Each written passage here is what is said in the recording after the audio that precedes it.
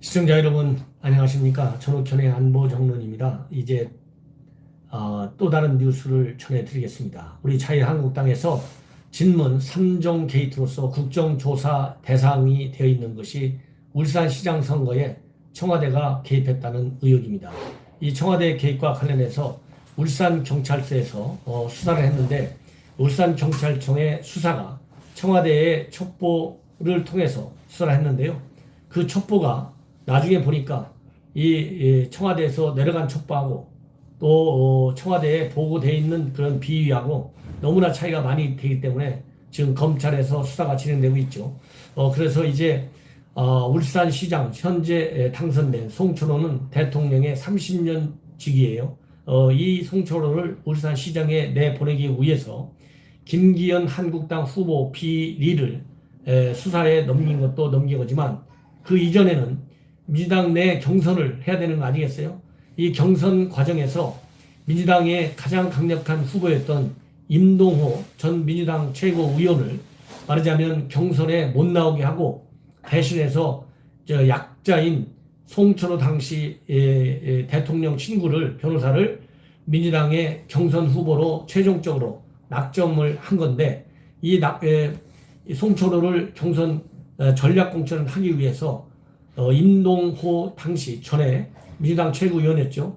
이 임동호를 말하자면 배제시키기 위해서 청와대가 개입됐다는 의혹이 뭐냐면 총영사 자리를 제안한 것 아니면 공공기관장 자리를 제안한 것 이것이 맞거래 대상이었어요. 즉 임동호 전 민주당 최고위원이 경선에 나가지 않으면 한 자리 주니 굳이 나갈 거 뭐 있냐. 그래서 제안한 총영사 자리가 오사카냐 고배냐 이런 거론이 됐고요. 이와 관련해서 검찰에서 임동호 당시 전 최고위원이 2차례 조사를 받았어요. 그런데 이 조사 과정에서 임동호는 그런 자리를 제안을 받은 것은 맞는데 그건 공식적으로 자리를 제안받은 것이 아니라 즉 경선 포기의 대가로 자리를 받은 게 아니라는 것이죠.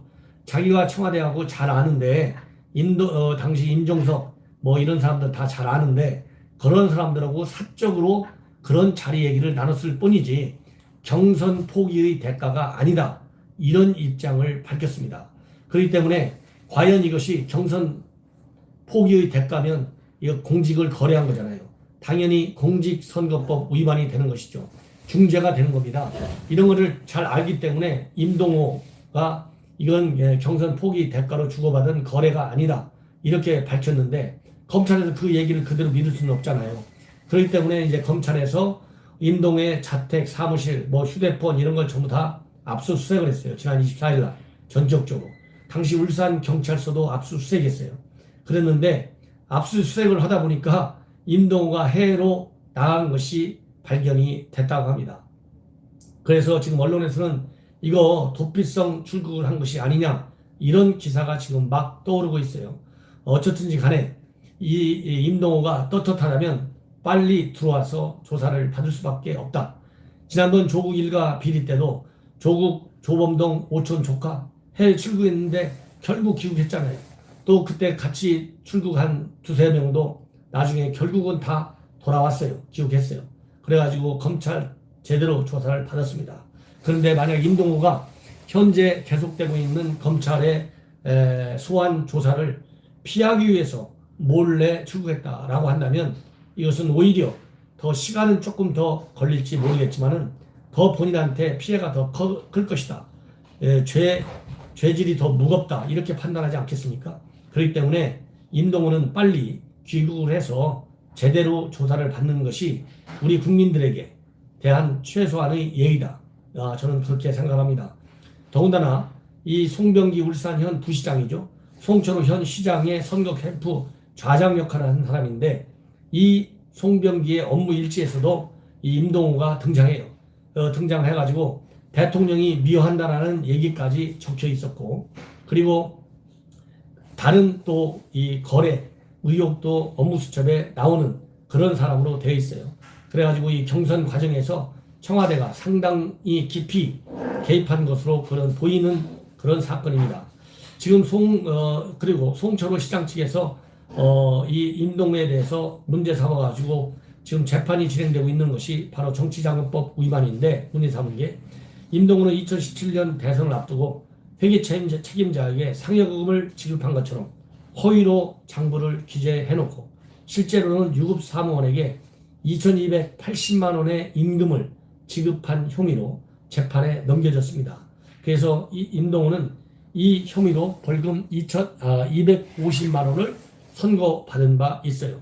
그런 것처럼 이 임동우 이번에 청와대와 공직을 거래한 흔적, 이것은 굉장히 중요한 범죄로 다뤄지고 있습니다. 이 제안을 만약에 수용하지 않았다 한다 하더라도 이런 제안을 한 자체가 바로 공직선거법 위반이에요. 그렇기 때문에 임동우 이 사건, 울산시장 선거 개입 사건은 이 야당 후보를, 즉 자유한국당 후보를 떨어뜨리기 위해서 청와대가 개입한 것도 굉장히 중요한 중범이지만, 민주당 내 경선 과정에서 이 임동우를 배제시키고 송철호를 전략 공천하기 위해서 개입하는 것도 똑같이 공직선거법의 중대한 위반이다. 이런 걸 말씀드리고 싶습니다.